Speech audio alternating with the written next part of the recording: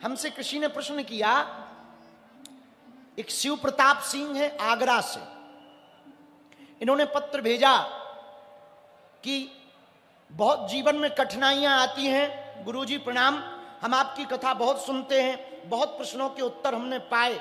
एक प्रश्न हमारे मन में बार बार आता कि भगवान कठिनाइयां देता क्यों?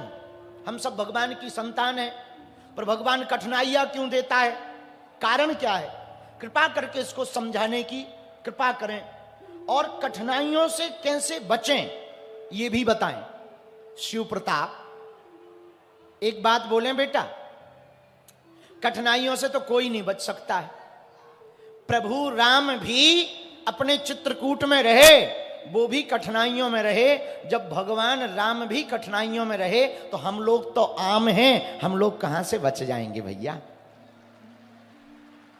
आप ये बचने का प्रश्न ही मत पूछो।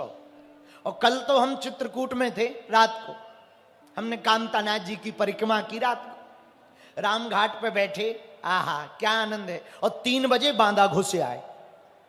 हम कहा दिन में आएंगे तो आने ही नहीं देंगे, रात को आए। तो एक व्यक्ति बोला कि रात को क्यों जा रहे चोरों की तरह? हमने कहा वाह, हमारा कृष्ण कन्हैया भी तो रात को ही आया था। ठाकुर जी भी तो पृथ्वी पे रात को ही आए थे, तो हम भी बांदा रात को ही आ गए, 3 बजे आ गए। तो शिव प्रताप तुमने पूछा कि ठोकरें क्यों मिलती हैं, कठिनाइयां क्यों आती हैं? सुनो, भगवान महान बनाने के लिए ही ठोकर देता है। संघर्ष इंसान को महान बनाता है, मुसीबत इंसान को महान बनाती। स्वर्ण सोना जब तक आग में पिघलता नहीं ना, तब तक वो आभूषण नहीं बनता है। जेवर कब बनता, ज्वेलरी कब बनता? जब उसे आग में तपाया जाए। बिना सोना को तपाए आभूषण नहीं बनता। लोहा को बिना पीटे हथियार नहीं बनता। पत्थर को बिना छेनी हथौड़ा मारे मूर्ति नहीं बनता। उसी प्रकार इंसान भी महान तब तक नहीं बन सकता जब तक वो ठोकर ना खाए। ठोकरों में घबराना नहीं चाहिए, सहो। आज जो तुम पे हंस रहे ना, यदि तुम सहते रहोगे, यदि तुम बहुत मुस्कुराते रहोगे, यदि तुम प्रतिदिन सीखते रहोगे, हम तुम्हें दावे के साथ बांदा वालों कह सकते हैं, आज जो तुम पर हंस रहे ना, कल तुमसे मिलने के लिए तरसेंगे।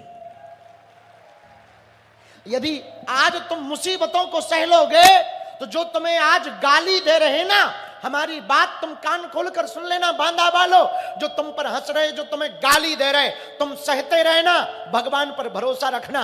जो तुम्हें गाली दे रहे वो तुम्हें ताली भी देंगे। बांदा के पागलों, एक बात तुम याद रखना, शिव प्रताप सिंह आगरा वाले, तुमने पूछा कि जिंदगी में कठिनाइयां क्यों आती हैं? महान बनाने के लिए भगवान मुसीबत देता है। उन मुसीबतों को, आपदा को अवसर में बदलना सीखो।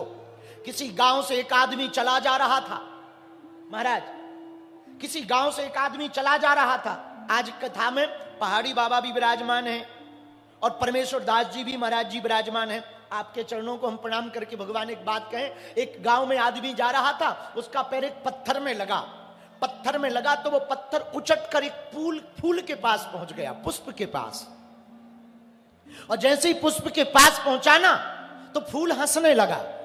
वो फूल रहा होगा बांदा का, वो फूल हंसने लगा कि तू पत्थर का पत्थर ही रहा, चोट ही खाता रहता है, कभी इधर लुढ़कता, कभी उधर लुढ़कता, कभी यहां जाता, कभी उधर जाता। पत्थर है ना, जिंदगी खराब है। मुझे देख, मैं फूल हूं, खुशबू है मेरे अंदर। पत्थर बेचारा कुछ नहीं बोला, क्योंकि पत्थर हमारे गांव का था, फूल बांदा का था। पत्थर बेचारा कुछ नहीं बोला, फूल हंसता रहा। और जो तुम पर हंसते हैं उनके लिए ये जवाब है, बांदा वालों, फूल हंसता रहा, पत्थर कुछ ना बोला, चुपचाप पड़ा रहा है। लेकिन वो पत्थर थोड़ा गोल मटोल था, बड़ा सुंदर था। एक महात्मा चले जा रहे थे, फूल के पास में उस पत्थर को देखा, अरे हमारे घर पर कोई शंकर जी नहीं है, ये शंकर जी की पिंडी बहुत अच्छी है, छोटी सी। वो पत्थर को उठा लिया, महात्मा ले गए अपने आश्रम। और जैसे ही आश्रम ले गए, शंकर जी मान करके तुलसी घर में रख दिया, तुलसी घरा में धर करके जल चढ़ा दिया, तिलक लगा दिया, हर हर बोले नमः शिवाय, कर्पूर गौरम करुणावतारम संसार सारम भुजगेंद्र हारम सदा वसंतम हृदयारविंदे भवम भवानी सहितम नमामि मंदार माला बहुकाल काली कपाल मालई आदि आदि श्लोकों से दिव्य स्तुति करने लगे, बढ़िया गाने लगे, तिलक लगाने लगे, अक्षत चढ़ाने लगे, चावल चढ़ाने लगे, अगरबत्ती लगाने लगे। तब तक याद आया फूल तो है ही नहीं है। भागे भागे बाग में गए, वही फूल तोड़ा जो हंस रहा था, क्योंकि वो बांधा का था। उसी फूल को तोड़ करके महात्मा लाए और ला करके शिवलिंग के ऊपर जो पत्थर पड़ा था ना भैया, उसी के ऊपर चढ़ा दिया। और जैसे ही चढ़ाया तो अब पत्थर मुस्कुरा करके बोला, फूल भैया उस दिन तुम हम पर हंस रहे थे, उस दिन हम चुप रहे, आज समय का खेल देखो, मैं शिव बन गया, तुम मेरे ऊपर फूल बन करके चढ़ रहे हो। बात समझ आई है? बोलो हाँ जी या ना जी? अरे जोर से बोलो ना। इंसान को ठोकरें महान बनाती हैं, ठोकरों से घबराओ मत मेरे पागलो, तुम्हारे जीवन में मुसीबतें हैं, घबराओ मत। भगवान राम को भी भगवान बनने के लिए बन जाना पड़ा, जब तक वो बन नहीं गए तब तक वो बन नहीं पाए। प्रभु राम बन गए, इसलिए तो बन गए। अपने ही चित्रकूट में 12 साल तक रहे, यही बगल में है चित्रकूट। भैया जब मुसीबतें सबके जीवन में आती, मीरा के जीवन में कम मुसीबत थी क्या? विष पीना पड़ा, लोग ताने देते थे, घर वाले गालियां देते थे। भक्ति करने वाले जितने भक्त बैठे हैं, आप हनुमान चालीसा की पुस्तक को नारियल रखना, खूब प्रेम पूर्वक कथा सुनना, लोग तुम पे हंसेंगे। कहां बाबा के चक्कर में पड़े, कहां भक्ति के चक्कर में पड़े, कहां यहां वहां डोल रहे। तुम कह देना ठीक है भैया, थैंक यू वेरी मच, क्योंकि सभी कुतियां प्रयागराज जाने लगेंगी तो दोना कौन चाटेगा। हाँ हाँ, तो कोई कथा में ना आवे ना, परेशान ना हो ना, सेम टू यू बोल देना हमारी तरफ से। हाँ भैया, ठोक रहे इंसान को। मीरा के जीवन में कम था क्या? मीरा ने विष पिया, मीरा को पति ने ही विष पिलाया, गालियां दी, लोगों ने ताने दिए। मीरा के ही साथ में रहने वाले लोगों ने कहा ये तो बाबाओं के बीच में डोलती है, नाचती है, नर्तकी है, नृत्यांगना है। पर मीरा ने कुछ ना जवाब दिया। सूरदास को कम मुसीबत आई क्या?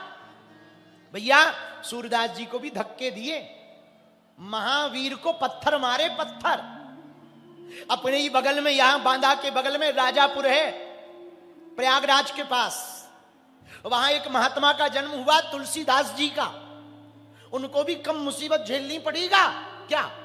भैया जिन्होंने रामचरितमानस लिखी ना तुलसीदास जी ने, आज घर घर जो रामचरितमानस गाई जाती, उनको भी कम मुसीबतें थोड़ी झेलनी पड़ी। बचपन काल में ही माताजी चली गई, युवा अवस्था में, जवानी में विवाह हुआ, ऐसा वैराग्य जागा कि घरवाली को छोड़ करके चले गए प्रभु की शरण में।